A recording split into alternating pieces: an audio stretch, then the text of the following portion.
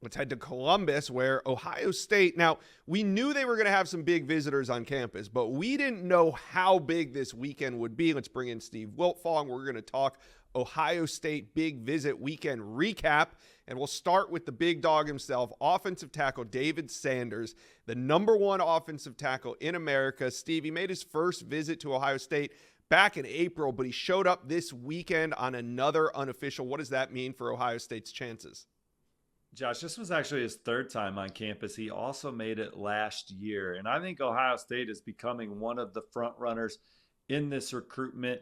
He came on this trip with his three sisters, his parents, and his grandparents. They got in on Friday night, left on Sunday morning, got a chance to really get around this Ohio State program and get a sense for why they're so successful developing players, particularly offensive tackles like Paris Johnson. So a crash course on Ohio State's strength and conditioning program, getting around offensive line coach Justin Fry and Ryan Day, learning more about what Ohio State does schematically to make their offensive linemen play at a high level.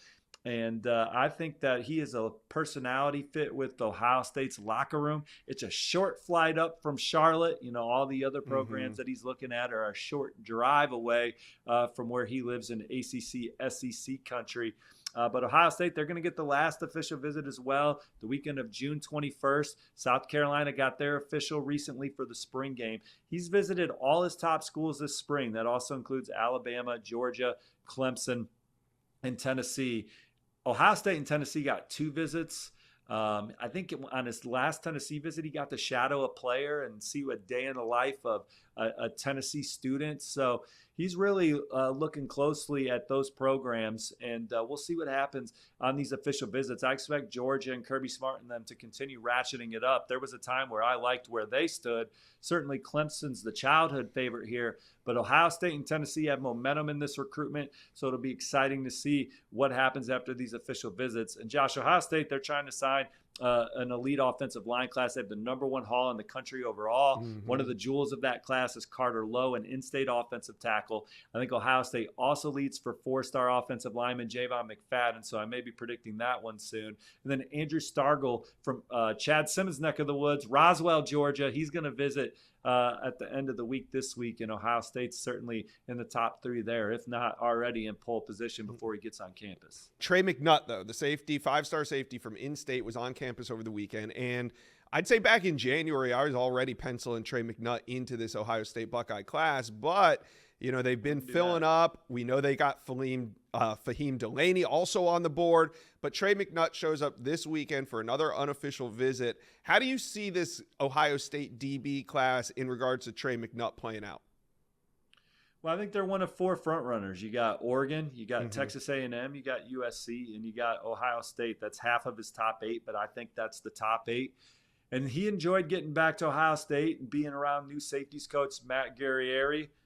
Coach Tim Walton is someone that he's got a long-time rapport with. And any question that he answered about Ohio State, he kept going back to the same point, the way that Ohio State develops their players, the way they develop their DBs. He wants to go to the NFL, so he sees Ohio State as a program that can fast track him to playing on Sundays. Obviously, it's in-state. He knows a lot of guys in that locker room. He's been following the Buckeyes for a long time. But Ohio State's really going to have to battle to keep him home. I think he had a great visit to Oregon earlier this spring. I think that was a tone-setting visit. He was even recently down at Florida. But Texas A&M could land the top 2 safeties in the country. You know, I like them for Jonah Williams as of today, and they're one of the front runners for McNutt here. So we'll see. But Ohio State getting them back on campus, they'll get them for an official visit and go from there.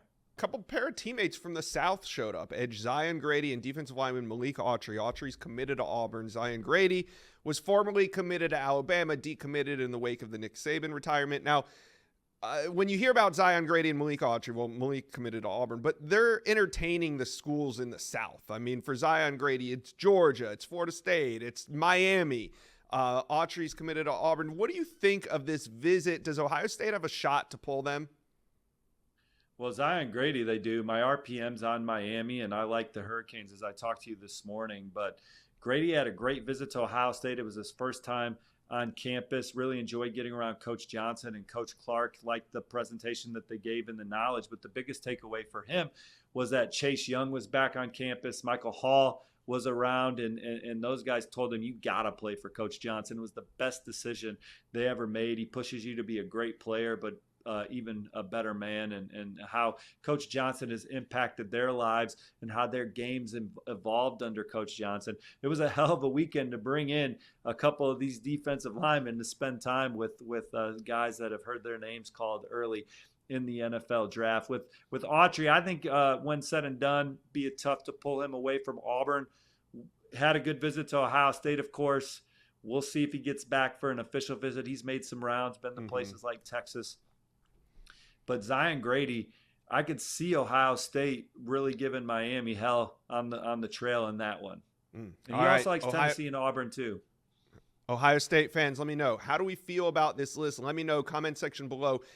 How many of these prospects will ultimately sign with Ohio State? It could be a big signing class, so let me know, comment section below.